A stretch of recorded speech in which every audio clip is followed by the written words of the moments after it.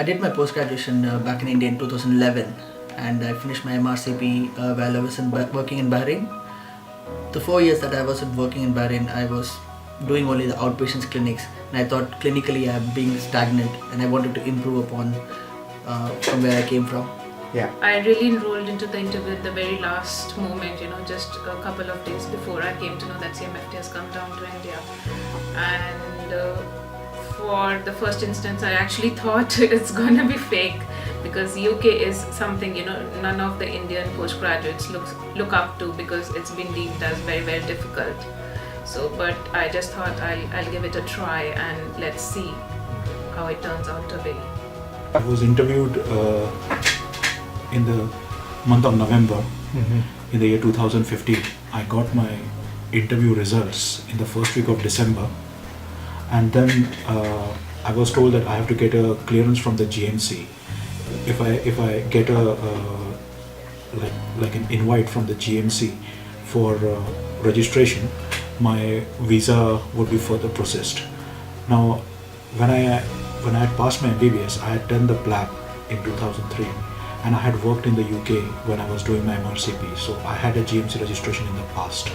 All I needed to do was to just get a good standing certificate from the local Medical Council of India, the state in which I was working, and I just had to apply to the GMC for renewal of my registration.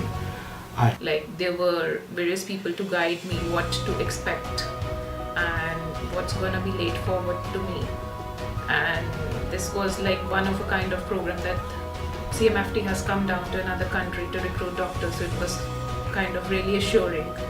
So I had passed my post-graduation in 2010, and I had like 5 years of experience at that time. And since I had no clue about NHS, so I actually asked the recruiters how should I go about it, and because I only knew about MRCP, but then they suggested to go through PLAB, as it's going to be a quicker route because PACES may take a lot of time. So they actually guided me to do PLAB, which I could do in about 8 to 9 months. I could do IRS PLAB 1, PLAB 2 in the first go, and so I could come here within a year. Okay. I came in with family, my husband and daughter. Husband is a pediatrician and daughter is 7 years old. So we actually thought to come together as a family, because family support is very important. But then coming in, accommodation was a big challenge for me. It was like literally finding house was so way difficult, more difficult than getting a visa or anything else. So then the harsh winter started and we didn't have a car. So for 2 to 3 months, it was physically exhausting, traveling from the place to hospital and back forth. But then after the car, it's become quite simple. There were lots of steps involved, but it went reasonably smoothly. It was reasonably smooth. TTM took care of most of the things. So And what about your travel here and settling in? How was that? it was absolutely hassle-free. I mean, it was not the first time I was traveling to UK. I had come here many times in the past, but kindly CMFT had sent someone to pick me up at the airport. The lady kindly, she picked me up at the airport and she dropped me at the accommodation which was already arranged for me. So absolutely, I didn't have to worry about anything. What about your clinical experience here? You worked on the AMU, Yeah. and how did you feel the supervision, and how did was it easy to settle in? I have worked in UK in the past when I was doing my MRCP. I had worked in A&E for about a year when I was appearing for my MRCP basis. So it was not the first time I was going to work in NHS. But luckily when I came in, I was teamed up with a senior colleague of mine. From where I came from, I think I've already progressed in the last 6 months. I've been taking on calls as a medical registrar in acute medical unit, wherein I have seen a variety of cases which I haven't seen in the last 4 years. So from that point of view, I've already improved from where I was. The aim would be to improve further, to get into some form of training, which I'm working on, building my e-portfolio and things like that. So the aim would be to progress further with an official training as well. How much specialty exposure are you getting, or are you just working in general medicine? Well, at the moment, I had a very good experience in stroke department. So I was initially put in stroke rehabilitation unit. So the first 6 months I had stroke plus acute medicine exposure.